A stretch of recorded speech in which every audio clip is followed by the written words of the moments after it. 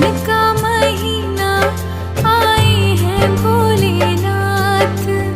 हवा के कण कण में गूंजे हैं डमरू डम डम आज।